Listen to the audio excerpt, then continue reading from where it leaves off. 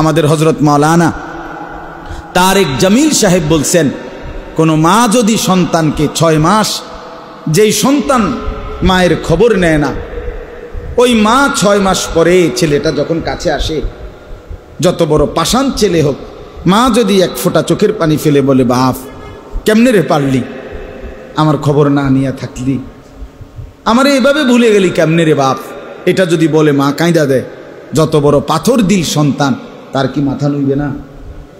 তো রব্বুল আলামিনও যেন ডাক দিয়ে বলছে, আনিস আজ 1টা বছর হলো কোনোদিন আমারে নামাজের সেজদা দিলা না, কেমনে রে পারলি?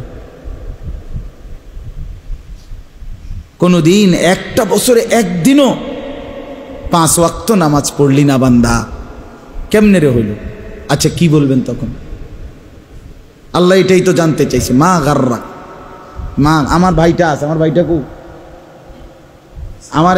আমার ভাই আসছে একজন, মাওলানা আরিফ, আমার সাথে এই কয়দিন আগে আমার মাদ্রাসাত গিয়া ইসলাহি মাহফিলের দিন রাত্রে 11:30 বাজে, তার সাথে আরো সাথী ছিল, তো হে আইসা পড়ছে। আমার আম্মা মাদ্রাসার পাশে আমার বাসাত, মায় অপেক্ষা করছে রাতের 11:30 পৌনে 12টা পর্যন্ত, যে হেঁটে যাওয়ার সময় মার লগে দেখা করব।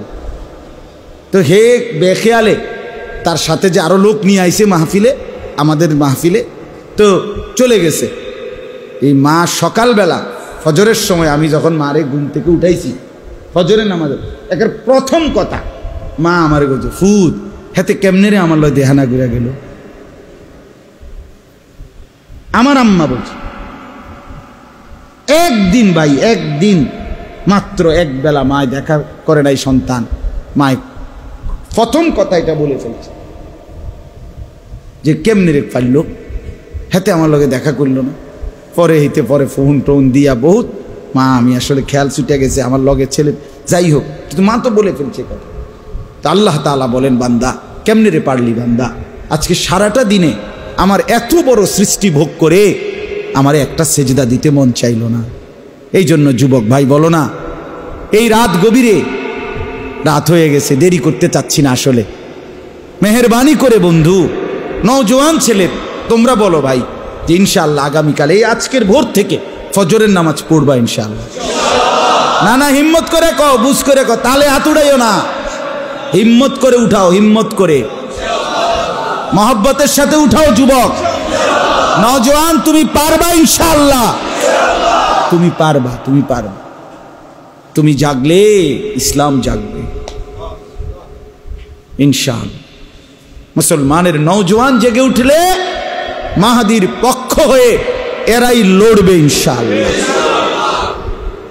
লড়বে, কোনো সন্দেহ নেই।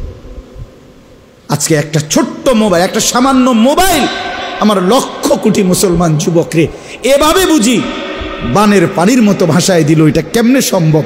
আমরা এতগুলো মানুষ বাইচা থাকতে, আরে বলেন কি মিয়া, মরে গেলে তো গেলামই, আরেকবার নড়ে চড়েই মরে যাই।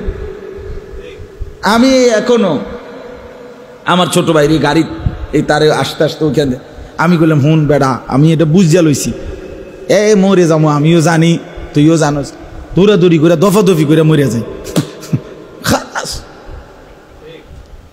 হুলস্থুল করে মরে যাই বেটা, আল্লাহর কথা বলতে বলতে চলে যাই, খালাস, ফেরেশতাইডি পরে মিলাই লইব কি হয়েছে না হয়েছে, আগে বলতে থাকি, কবি ইধার কবি উধার, কবি জমি पर कभी आरश पर, कभी दर बदर मुझे कोई घर नहीं।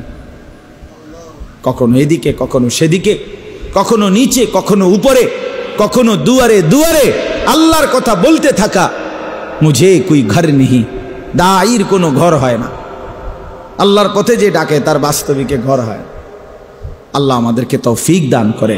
চলেন বাকি কথা অল্প কথায় শেষ করছি। তাহলে এটা বললাম, ইবাদতবিহীন মানুষের পরিচয় হয় না, ঠিক আছে না ইনশাআল্লাহ? অতএব নামাজ পড়া চাই, আল্লাহকে ডাকা চাই, হালাল হারাম বাইসা চলা এটা দরকার। বাপ আপনাদেরকেও বলি, যারা বাবা, যারা অভিভাবক, আপনি আপনার জীবনের সার্থকতা, এই বন্ধুর কথা মনে রাখেন। আপনাদের ভাতিজা হইতে পারি, আপনাদের ছেলে, তো আমার এই কথাটা মনে রাখেন। আপনারা আপনাদের জীবনের ডিউটি, আপনার মুসলমান হিসাবে সংসারে সন্তান স্ত্রীর প্রতি আপনাদের দায়িত্ব, তাদের ঈমান, তাদের আমল, তাদের সেজদা, আল্লাহ কোরআনে বলছেন ওয়ামুর আহলাকা বিসসালাহ, তুমি তোমার পরিবারের সদস্যদেরকে নামাজের আদেশ করো। ওয়াসতাবির আলাইহা, নিজেও নামাজের উপরে মজবুত থাকো। এরপরে আল্লাহ বলছে লা নাসআলুকা রিজকা, আল্লাহ নিজে বলছে বান্দা বিশ্বাস করো, স্ত্রী সন্তান সংসার চালাইবার জন্য আমি তোমার রিজিকের সাহায্য চাই না। তুমি একটু সহযোগিতা করলে তোমগরে ভাত খাওয়াইতে আমার একটু সুবিধা হবে। আল্লাহ বলে বিশ্বাস করো বান্দা, এই সাহায্য আমার লাগবে না, তুমি হোতার থাকো, আমি ভাত তরকারি পৌঁছামু, তুমি টেনশন করো না। রিজিকের দায়িত্বটা আমার হাতে দাও, সেজদার দায়িত্বটা, নামাজের দায়িত্বটা তুমি নাও। লা নাসআলুকা রিজকা, আমি রিজিকের সাহায্য চাই না। ওমা মিন দাব্বাতিন ফিল আরদি ইল্লা আলাল্লাহি রিজকুহা, আল্লাহ বলে বানাইছি যারে আমি জমিনে, তার রিজিকের দায়িত্ব আমি আল্লাহ ফরজ করে নিলাম আমার উপরে। ইল্লা আলাল্লাহ, আলা শব্দ ফরজ বুঝায়। কি বুঝায়? ফরজ। ওয়ালিল্লাহি আলান নাসি হিজ্জুল বাইত, এই যে আলা এই শব্দের কারণে অর্থ হইছে যে আল্লাহর সন্তুষ্টির জন্য হজ ফরজ করা হলো। কুতিবা আলাইকুমুস সিয়াম, এই যে আলা ফরজ করা হইল। এই জন্য আল্লাহ বলেন রিজিক দেব বান্দা, এটা নফল হিসাবে না, আমি আমার উপরে আবশ্যক করে নিলাম। ডাকলেও দেব, না ডাকলেও দেব, মানলেও দেব, না মানলেও দেব। আল্লাহ বলে রিজিক কিন্তু আমি ফেরাউনকেও দিয়েছি, মূসাকেও দিয়েছি। কি বলেন? রিজিক আমি আল্লাহ নমরুদকেও দিয়েছি, ইব্রাহিমকেও দিয়েছি। কিত্তা হুদা বাতের লাগে এরম কাবজাব কেন? তুমি দুনিয়ার জন্য এরম কাবজাব করো। আল্লাহ বলে তোর পরিচয় মুসলমান, তোরে খাওয়াবো না বেটা, আমি তো নাফরমান বেঈমানকেও খাওয়াই। যে আমারে কোনোদিন ডাকে না, যে আমারে একটা সেজদা দেয় নাই, আমি তো দুনিয়া তাকেও দিচ্ছি, তোকে দেব না কেন? এজন্য ভাত মাছ তো মূল বিষয় না, গোলামি মূল বিষয়, সেজদা মূল বিষয়। নাহনু নারযুকুক, আমি রিজিক দেব। অফিস সামাই রিজকুকুম ওয়া মা তুআদুন, আল্লাহ বলে আসমানে রিজিক, আসমানে কোথায়?